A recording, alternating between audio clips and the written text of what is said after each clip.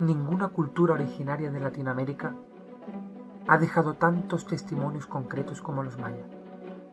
Ninguna ha ofrecido con tanto detalle su propia versión de la historia. Ninguna ha determinado con tanta minuciosidad el tiempo en el que su día empezó a transcurrir. Ninguna ofrece tantos misterios e incertidumbre. Son los mayas, aquellos que dejaron atrás su vida campesina para sembrar su entorno de ciudades deslumbrantes. Son los mismos que abandonaron esas ciudades. Son los que se enfrentaron entre sí para acabar con sus breves predominios. Son los que resistieron la dominación española. Son los mismos que se refugiaron en la selva para intentar una nueva versión del mundo cuando ya no había más mundo. La larga historia de los mayas está plagada de finales. Su particular forma de ver el mundo también. Sin embargo, hasta el día de hoy, la cultura maya está tan viva como en sus orígenes.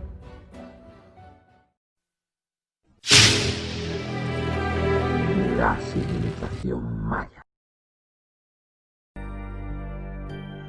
Muchas incógnitas, muchos descubrimientos, muchas respuestas. En el programa de hoy, Historia de América, analizaremos la civilización maya y para ello contaremos con 3 historiadores, 2 de la Universidad de Cádiz, Adrián López y Alejandro Sánchez, y una de la Universidad Saint Michel de Francia, Maël de la Pierre.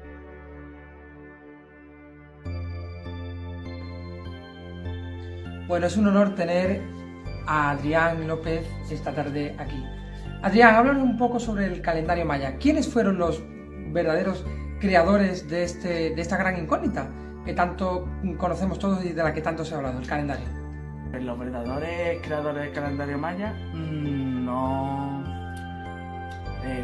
¿cómo lo digo? No suelen ser personas, son tipo ciclo del movimiento, como ciclo solar, ciclo lunar, tipo Venus. Lo que pasa es que el conteo de los días empieza en el 0, a lo que se quiere referir al 13 de agosto del año 3114 a.C. Y el final sería hasta de ellos el 21 de diciembre de 2012. El calendario maya se suele dividir en 3, como el calendario sagrado, que tiene 260 días, el calendario solar 365 días y la cuenta larga. Para entender esto, hay 3 tipos de estructuración del calendario, que sería el Baktum, que tiene alrededor aproximadamente de 144.000 días, el Katun, que sería alrededor de 720.000 días, el Tun, 20 días, 21 días, y ya vendría el Kin, que sería un día. Ahí, para seguirnos. Bueno, vale, está bien, nos ha quedado más o menos claro, pero bueno, yo ahora tengo otra pregunta que hacerte. Entonces, ¿para qué necesitaban calcular exactamente el tiempo a gran escala? Bueno, pues a lo que te contesto con esta pregunta es como te iba a decir al principio. El calendario maya era los 3 tipos. El primero de estos tipos sería el calendario solar, de 260 días, como dije al principio. El nombre de este calendario significa el origen de los días, en la que Tol significa cuenta y Kin día. Este calendario, la función religiosa que tendría son las ceremonias y los cultos religiosos, como también se serviría para calcular los tiempos de lluvia. Esto serviría en algunos casos para la caza, la pesca, etcétera, cosas tipo que servirían. Y el ciclo sagrado de este calendario sería de 260 días aproximadamente, o 13 días. Otro de los tipos de calendario es el calendario solar, o más denominado Abad. Este calendario calcula el tiempo de recorrido de la Tierra alrededor del Sol. Esto es igual que el nuestro, al que tenemos actualmente, que tiene 365 días al año. Lo que pasa es que está dividido que hablamos, en 18 meses de alrededor 20 días. Algunos meses coincidían que tenían 5 días restantes, o Winil que se llama. Los meses que tenían 20 días, pues se representaban de 0 a 9 días y los restantes de 0 a 4 días. Bien, ya una vez que sabemos todos los tipos de calendario, hablamos de la rueda calendárica. ¿Qué consiste en esto? Esto consiste en combinar de forma simultánea los calendarios de Tolkien y Apar, que serían los calendarios sagrados y calendario solar. Como fin de esta pregunta, pues tenemos el último calendario, que sería el calendario de la cuenta larga, que tiene un ciclo de 13 Bactunes. Como hemos dicho, el Bactún tiene alrededor de 144.000 días, como dije al principio, y se inicia el 13 de agosto de 3114 y duraría pues 5.126 años más, dando su fin el 21 de diciembre de 2012. Bueno, está bien lo que nos quiere decir, Adrián, pero bueno, yo tengo otra pregunta para ti. Entonces, ¿para qué interesarse por una cifra tan elevada? Porque, bueno, verdaderamente, ¿qué pasará cuando se acabe el calendario? Porque, bueno, estamos al 2017 y en el 2012 se va a acabar el mundo. ¿Acabará, finalmente? Bueno, pues es interesante que plantearse todas estas cuestiones como me has planteado, porque ya que una civilización tan grande como es la civilización maya haya hecho un calendario que lo vemos minucioso, pero que es muy complejo a la vez, porque de tener 365 días a hacerlo en 18 meses, nosotros tendríamos lo que actualmente somos 12 meses con 30 y 31 días, pero ellos en 18 meses tienen 20 días. A lo que me quiero referir, bueno, lo que te quiero referir con lo del fin del mundo que se iba a acabar en 2012, esta polémica que había, la gente, se va a acabar el mundo en 2012, sobre todo en Cádiz, que hasta en el carnaval habían hecho cosas y en el mundo del carnaval había salido de todo. Bueno, pero ya sabemos cómo es Cádiz. Sí. Entonces, a ciencia cierta no sabemos nada porque nos faltan ese ancestral, esa sabiduría que nos falta. Pero no te quiero negar que algún año el mundo se acabará. No, yo quiero saber tu opinión personal. ¿Tú verdaderamente crees que acabando este calendario se acabará el mundo? Hombre, ya en la época que estamos, pues difícil.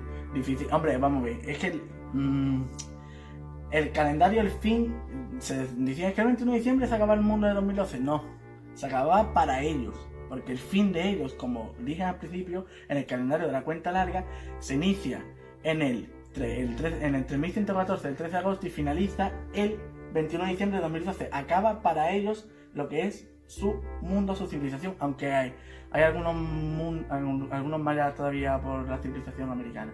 Pero estamos investigando de que posiblemente el mundo acabe en algún año aproximadamente. No sabemos cuándo, pero... Bueno, lo que sí verdaderamente sabemos, Adrián, es que el mundo se acabará. No sabemos si con el calendario o sin el calendario, pero a día de hoy, en la actualidad, muchas son las opiniones diversas sobre este tema. Muchas gracias por haber participado con nosotros y bueno, pues esperamos volver a verle muy pronto. De nada, gracias a ustedes por esta participación tan inmensa. Algo que no debemos pasar por alto es la particularidad de la escritura maya. ¿Cómo era? ¿Cómo se originó? ¿Cuáles eran sus principales códices? Gracias a la Universidad de Nueva León, México, os dejamos con este pequeño fragmento.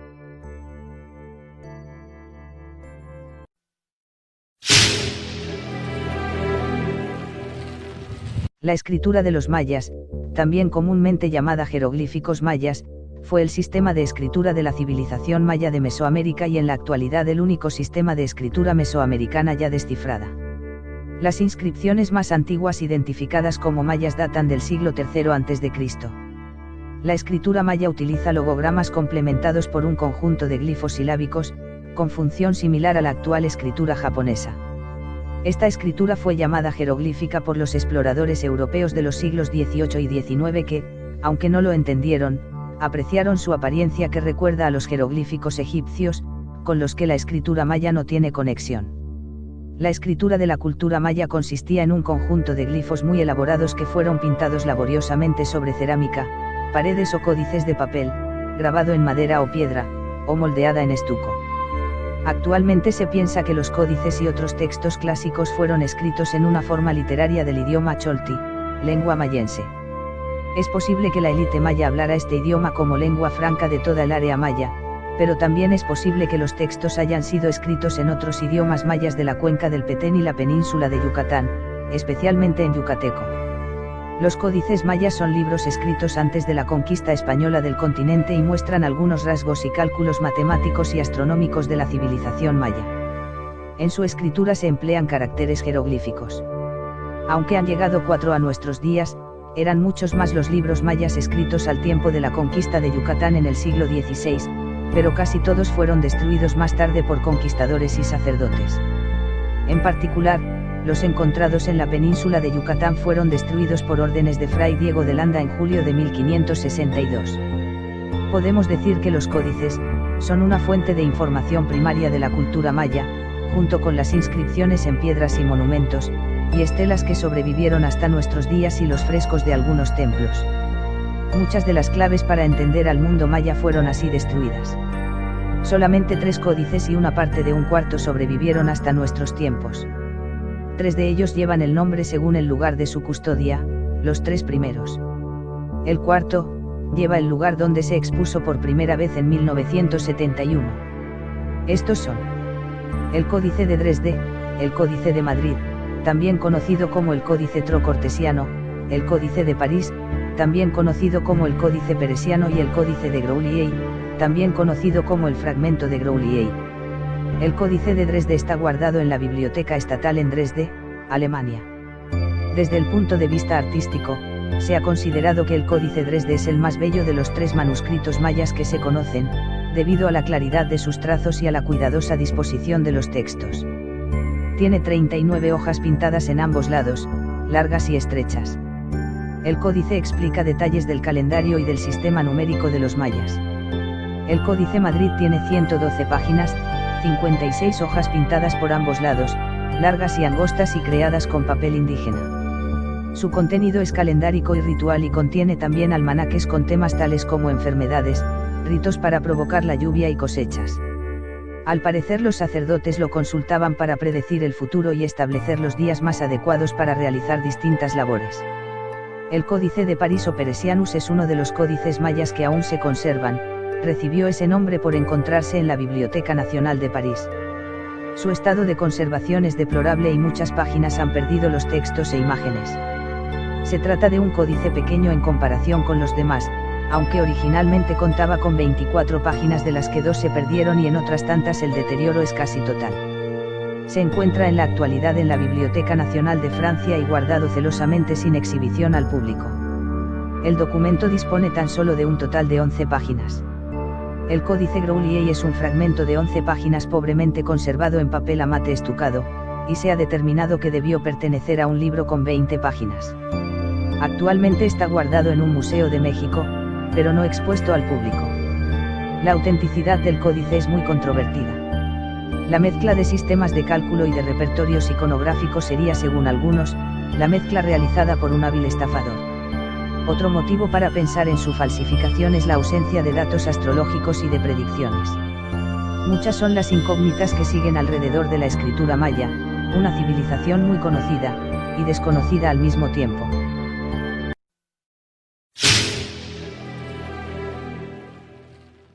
Interesante todo lo que estamos conociendo acerca de esta civilización maya.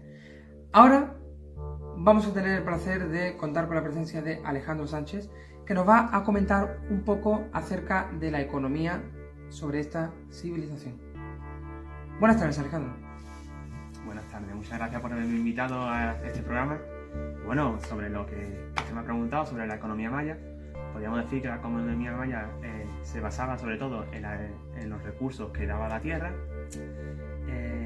Podemos hablar sobre que la economía maya se basaba en 2 bases fundamentales diferenciadas claramente. Una de ellas era la nobleza que controlaba los medios de producción por aquel entonces, tanto como la fuerza de trabajo como los productos que se obtenían de la tierra. Y por otra parte, el otro pilar, tenemos a los plebeyos, a la gente del pueblo llano, que básicamente era gente de fuerza, era la fuerza de trabajo por aquel entonces. Bueno, los recursos que se obtenían disculpa, la economía maya se podía caracterizar, o sea, se podía describir como preindustrial, como ya hemos dicho antes, ya que se obtenían los recursos de la tierra.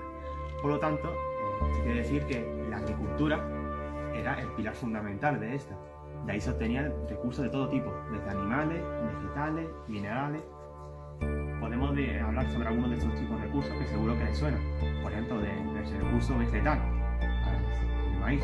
Seguramente usted ha escuchado alguna vez hablar del maíz, de la importancia que tiene, no solo a nivel alimenticio, ya que el maíz era, perdona que insista tanto, pero es que es muy importante.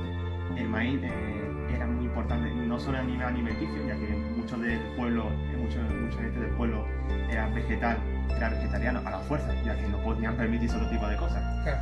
Y aparte de ser importante a nivel alimenticio, también era importante a nivel sagrado, más en concreto con el tiempo. Aunque bueno, eso les hablaré un poquito más tarde. Animal, pues los recursos que se obtenía de la naturaleza, del suelo, por así decirlo. Pues muchos de los recursos que se obtenían eran tanto como pieles, huesos, todo tipo de tejidos que se utilizaban para protegerse o para No solo tenía por qué ser para defenderse, ¿no, Alejandro? Sino se podía utilizar para otras cosas. Claro, perdona, hace un pequeño lapso. Nada, hombre, no pasa nada. Y ya por último podemos hablar sobre los recursos minerales, que podemos nombrar por ejemplo como arcilla, piedra dura, arenisca. Bueno, tras explicar un poco su economía, también es interesante o sería interesante hablar de qué tipos de líneas de comercio tenían o mantenían la civilización maya, Alejandro. Una respondiendo a tu pregunta sobre el comercio maya, el comercio de esta cultura, de esta civilización, era expansionista.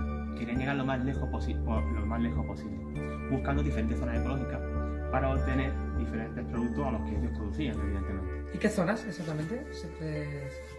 Podemos diferenciar tanto zonas de costa como las zonas del Pacífico, en los que ellos tenían de las que provenían diferentes productos, como por ejemplo almejas o conchas, o por ejemplo sal, aunque la sal también la obtenían de los yacimientos de los ríos. ¿Cómo podemos clasificar zonas también como de altiplano, por ejemplo como Chiapas y Guatemala, de las que obtenían productos como por ejemplo jade, obsidiana, diorita. La exportación de ellos, lo que ellos exportaban, pues eran desde trabajos de pedernal, por ejemplo trabajos con el jade que recibían de estas zonas de altiplano, obsidiana, plumas. Hablando de eso sería de trabajos de pedernal. De productos vegetales exportaban mucho, por ejemplo, caucho, que es muy importante para el juego de la pelota, que por aquel entonces ¿sabe de lo que estoy hablando? Sí, lo conozco. El juego de la pelota, que es sagrado y es muy importante en la civilización mesoamericana, en la zona mesoamericana, perdona. También se exportaba mucho cerámica para los ritos religiosos, entre otras cosas. El maíz, muy importante para ellos, también era un producto de... Sí, ya nos ha hecho hincapié anteriormente la pregunta pasada sobre... No, al revés, es algo que no hay que dejar pasar por alto. Claro. Es que es demasiado importante para ellos. Y bueno, realmente es eso lo que exportaban. Bueno, exactamente, aparte de estos temas de los que nos has hablado y nos has hecho mucho hincapié en el maíz, has hablado un poco sobre cuáles eran los sitios o las principales tendencias, pero relacionándose al trabajo, ¿cuál era la división del trabajo que ellos tenían, Alejandro? Bueno, pues la división del trabajo estaba fuertemente dividida, tanto por edad, como por sexo, como por lugar de nacimiento, como parentesco con la nobleza de por aquel entonces. La división del trabajo del pueblo campesinal, porque de los altos cargos, por ejemplo, como la nobleza, realmente se dedicaban a absorber todo lo que ellos producían. Entonces vamos a hacer hincapié en la familia de a pie, la familia que cultivaba. Pues básicamente se centraba en el hombre acompañado de sus hijos y sus hijas, dependiendo del caso, que a través de un periodo de 190 días cultivaban diferentes productos como el maíz, perdóname por hacer hincapié otra vez, pero es que es muy importante, en una expansión alrededor de como de 4 o 3 hectáreas aproximadamente. Estos recursos, al terminar la cosecha, daban para alimentar y abastecer regularmente a la familia. Vale, muy Los bien. productos sobrantes serán absorbidos por el Estado, por así decirlo, o por la nobleza, dependiendo de qué zona se trate. Pero no solamente no solamente eran los productos agrícolas, sino que también los productos artesanales, los productos... Claro, diferentes tipos Claro, de productos. el pueblo llano únicamente se quedaba con lo suficiente y lo necesario para sobrevivir, sobrevivir. Todos los productos excedentes, por ejemplo, el excedente de cualquier tipo de producto, válgame la redundancia, lo absorbía el Estado. Bueno, Alejandro, pues yo creo que nos ha quedado muy, muy claro lo que ha venido a aportarnos. Igual que a los demás invitados que han querido estar con nosotros en este programa, pues te damos las gracias por dedicarnos este tiempo y bueno, pues hacernos un poco más partícipes y conocer un poco más de esta información pues acerca de la economía, podemos así catalogarlo. Muchísimas gracias y bueno, pues esperamos verte muy pronto porque sabes que aquí tienes tu casa. Gracias por invitarme. ¿Rituales? ¿Sacrificios? ¿Existían en la civilización maya? ¿Cómo se llevaban a cabo? ¿Cómo eran? La Universidad de Nueva León nos lo presenta de la siguiente manera. En una religión, los cultos y las creencias son, generalmente, el reflejo concreto y palpable de una mitología enraizada en el pensamiento popular. Constituyen un lenguaje que define y delimita el espacio de comunicación entre los hombres y sus dioses. La religión maya estaba ligada a las incertidumbres de la agricultura y generaba un gran número de intervenciones rituales, que equivalían a otras tantas intercesiones ante los dioses para que facilitasen la vida cotidiana y las buenas cosechas. Es lo que se ha venido a llamar religión oficial, siempre patrimonio de los dioses. Todas las prácticas religiosas de la civilización maya estaban ligadas al relato de la creación, dado que los dioses crearon a los hombres, a cambio estos debían adorar a las divinidades alimentándolas. Generalmente, los rituales aglutinaban un sinfín de sacrificios como ofrenda a los dioses, algunos como los sacrificios de sangre, los sacrificios de animales y los sacrificios humanos y los ritos propiamente dichos, funerarios, de confesión y del juego de la pelota. Bajo la denominación de rito del sacrificio, encontramos todas las prácticas rituales que tienen como objetivo honrar a los dioses por medio de un sacrificio. En los ritos de sangre, encontramos cómo estos se dedicaban a la figura divinizada del rey, a quien se le ofrecía este junto con su familia, provocándose propias incisiones. En los de animales encontramos cómo con el sacrificio de estos y su derramamiento de sangre, se evitaba la cólera divina y el castigo celestial. En el caso de los sacrificios humanos, encontramos cómo el arqueólogo Guillermo de Anda, de la Universidad de Yucatán, estudió los huesos del fondo del cenote sagrado de Chichén concluyendo que un 80% de ellos eran de niños de entre 3 y 11 años. La mayoría habían sido arrojados vivos, pero algunos eran despellejados y desmembrados antes de ser ofrecidos a los dioses. Por otro lado, cuando hablamos de los ritos funerarios, previamente habría que comprender que los mayas no concebían la muerte como el final de la existencia humana. Para ellos era un paso de un mundo a otro, que estaban señalizados con ritos muy concretos. Normalmente, la gente del pueblo era enterrada, hecho que le daba tiempo al difunto para prepararse para lo que le esperaba. Los guerreros muertos en combate, las víctimas de guerra o las mujeres muertas de parto se ganaban el cielo sin pasar por Xibalba. Los mayas celebraban numerosos ritos para preparar al difunto para que su viaje fuera más llevadero. El enterramiento y rituales tenían su significado, los muertos se sepultaban en la tierra para fertilizarla. Esto equivale a otorgar a los difuntos un tipo de poder que los vivos no tienen. En cuanto a los ritos de confesión, podemos diferenciar 3 tipos, basándose en el respeto a las divinidades y como la forma de contacto directa con ellos. Estos se hacían en solitario, en diálogo personal con los dioses o el dios concreto, ante un sacerdote, que servía como alivio de las conciencias. En grupo cada uno se confesaba ante una anciana que era golpeada hasta morir como pena por las culpas no confesadas. Y por último, encontramos tal vez el más curioso y conocido, el juego de la pelota. Este tenía una significación mítica y esotérica, que para entenderla hay que conocer cómo se desarrolla el juego. El terreno de juego tenía forma de una I mayúscula con las paredes laterales inclinadas. Cada equipo estaba formado por 6 jugadores, que hacían botar de un lado al otro una pelota solo con las caderas, codos o muslos. Estaba prohibido con las manos o con las piernas. A veces el juego era violento, por lo que los jugadores llevaban protecciones. Los juegos eran programados y se disputaban en fechas muy concretas. Por lo que los jugadores exhibían collares con piedras y llevaban peinados que recordaban los símbolos de sus dioses favoritos. Se celebraban 2 tipos de partidos: los reservados a los jugadores del pueblo y los que celebraba la clase dominante. Para participar en el juego, era necesario poseer una rapidez y una agilidad fuera de lo común. Se lograban puntos cuando el balón pasaba a través de un aro de piedra fijado en una de las paredes laterales o si tocaba el suelo en el lado del adversario. El partido alcanzaba su punto álgido cuando llegaba a su fin, el capitán del equipo perdedor era sacrificado y ofrecido a los dioses. El juego de pelota simboliza en realidad el combate a muerte que tuvo lugar durante la tercera creación, y el suelo del terreno de juego representa la plataforma terrestre que separaba el mundo humano del mundo inferior. Así encontramos el continuo nexo de relación entre lo divino y lo humano. Bueno, es un placer tener a Maëlle Delapierre aquí con nosotros, historiadora que viene desde Francia a acompañarnos. Bueno, Maëlle, tu tema principal del que nos vas a tratar hoy es el de los dioses mayas. Ante todo, para hacer una pequeña introducción, ¿en qué o cómo se caracterizaban los dioses mayas en este, podemos decirlo, poder divino de la divinidad? ¿Cuál era su pensamiento?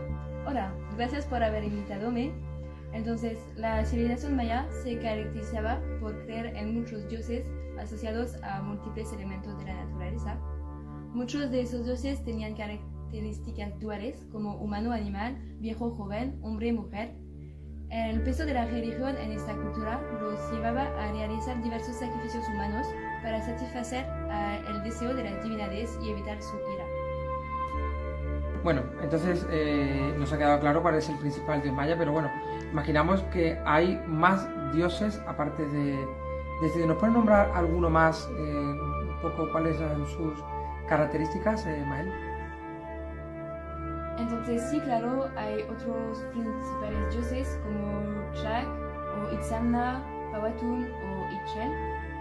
Vamos a empezar con Chak, que es una de las principales figuras en el panteón maya también, porque está asociado al agua, a los relámpagos y a la lluvia. En la cultura maya era representado como un hombre viejo, con rasgos de reptil y una trompa o nariz larga inclinada hacia arriba. Es una de las figuras más veneradas en la península de Yucatán, una zona caracterizada por la sequía, donde se imploraba por el agua y donde múltiples edificios le rinden honor. Entonces hemos hablado de 2, pero nos quedan otros más. El siguiente era Powhatan, me parece que era. Sí, Powhatan. Los mayas representaban a este dios como un solo hombre o bien como 4, que sostenían cada uno una de las esquinas del universo.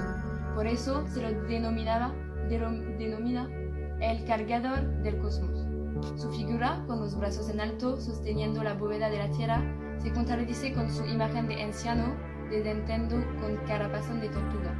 Es el patrono de los escritores y pintores y preside los 5 días nefastos del calendario solar. En la cultura maya, el caparazón de la tortuga es un símbolo habitual y célebre, pues es el lugar donde el sol y la luna se refugiaron ante la destrucción del mundo. Es muy interesante todo esto que nos estás comentando, Maëlle. Y ahora vamos por el último dios que no recuerdo cómo se llama. Sí, Ixchel es una diosa. Es la del amor, de la gestación, del agua, de los trabajos textiles, la vegetación, la luna y la medicina. Se la asociaba con diversos elementos como el agua y la fertilidad e incluso con un conejo. Es esposa de Itzamna, dios de la sabiduría, y se la conoce como la reina madre y se la representa como una anciana vaciando una vasija en la tierra, y también se la figura tejiendo o con una serpiente en la cabeza, según la veneración que se quiera hacerle. Vale, muy bien. Bueno, pues yo creo que nos ha quedado claro un poco el tema de los dioses mayas, cuál era su pensamiento acerca de ellos y cuál era su principal dios maya. Queremos darte las gracias por haber colaborado con nosotros en este programa de hoy y hacer un esfuerzo, porque sabemos que el cambio de idioma pues es un poquito complicado. Esperamos verte muy pronto y muchísimas gracias por tu intervención, Mael. De nada, gracias a vosotros. Cada descubrimiento abre un nuevo umbral de descubrimiento y el legado maya vuelve a plantearse. Quizás el error es volver al pasado para entender su naturaleza. Quizás solo sea necesario esperar a que la rueda de su tiempo vuelva a pasar frente a nosotros y nos permita entender que resulta inútil ir en busca de aquello que jamás estuvo perdido.